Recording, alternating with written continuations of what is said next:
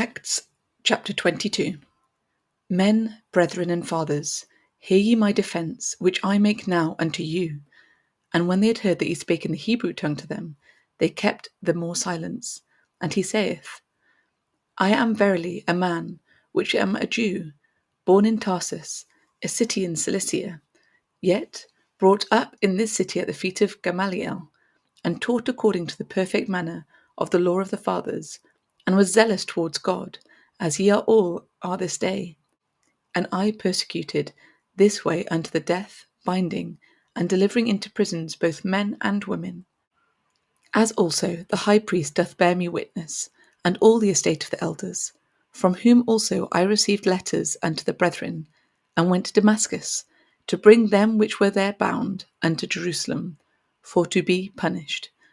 And it came to pass that as I made my journey, and was come nigh unto Damascus about noon, suddenly there shone from heaven a great light round about me, and I fell to the ground, and heard a voice saying unto me, Saul, Saul, why persecutest thou me?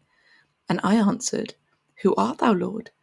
And he said unto me, I am Jesus of Nazareth, whom thou persecutest.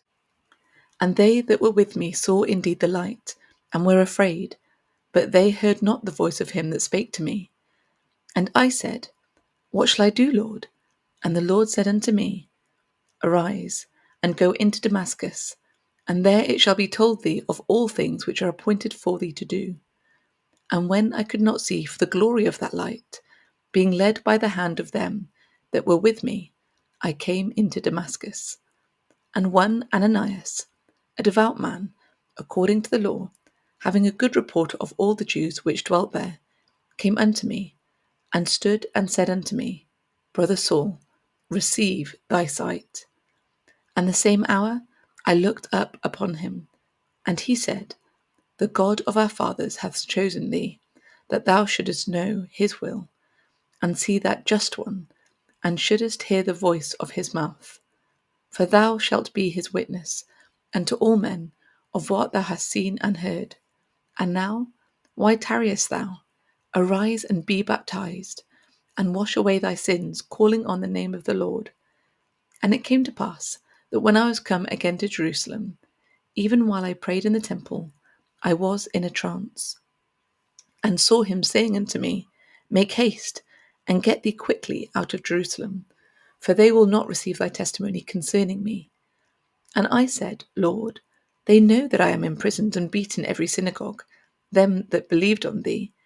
And when the blood of thy martyr Stephen was shed, I also was standing by, and consenting unto his death, and kept the raiment of them that slew him.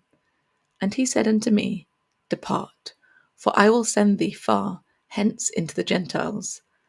And they gave him audience unto this word, and then lifted up their voices, and said, Away with such a fellow from the earth, for it is not fit that he should live.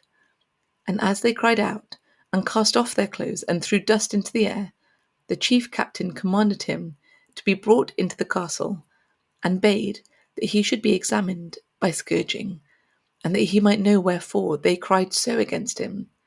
And as they bound him with thongs, Paul said unto the centurion that stood by, Is it lawful for you to scourge a man that is a Roman and uncondemned? When the centurion heard that, he went and told the chief captain, saying, Take heed what thou doest, for this man is a Roman. Then the chief captain came and said unto him, Tell me, art thou a Roman? He said, Yea.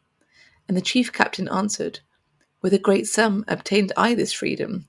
And Paul said, But I was free born.